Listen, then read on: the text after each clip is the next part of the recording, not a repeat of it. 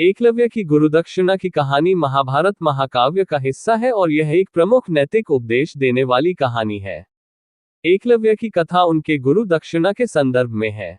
एकलव्य एक निषाद बालक था। वह धनुर्विद्या में प्रवीण होना चाहता था और इसके लिए गुरु द्रोणाचार्य से धनुर्विद्या की शिक्षा प्राप्त करना चाहता था।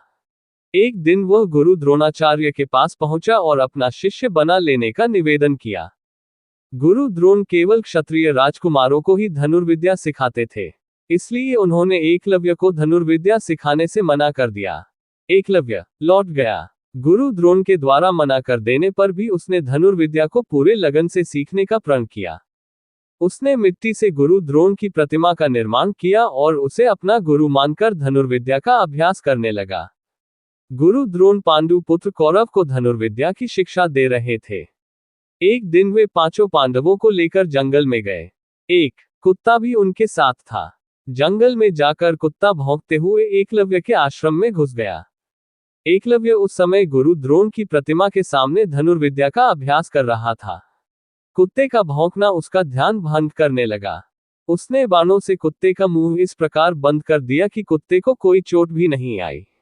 कुत्ता जब गुरु द्रोण और पांडवों के पास पहुंचा तो वे उसे देखकर दंग रह गए।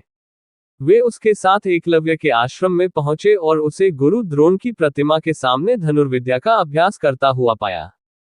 गुरु द्रोण ने उससे पूछा कि क्या कुत्ते का मुंह बाणों द्वारा उसने ही बंद किया है, तो उसने हाथ जोड़कर सिर झुका लिया।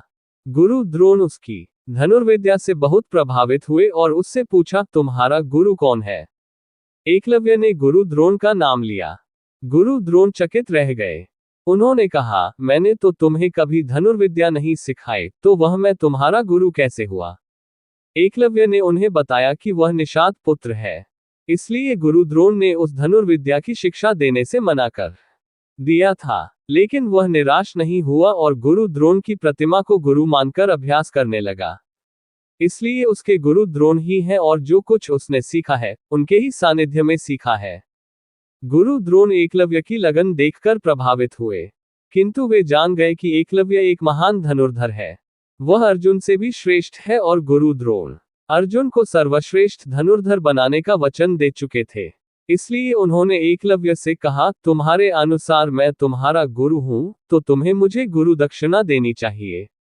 एकलव्य ने पूछा, गुरुवर आप जो कहें, मैं गुरु दक्षिणा में देने को तैयार हूं।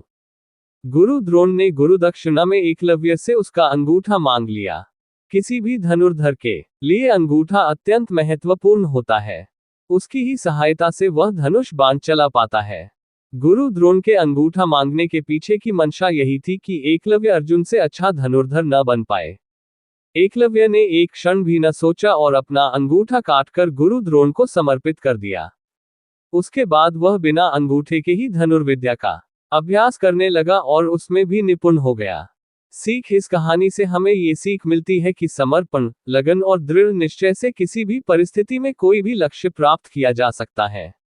अगर आपको स्टोरी अच्छी लगी हो तो लाइक, कमेंट और चैनल को सब्सक्राइब जरूर करें। धन्यवाद।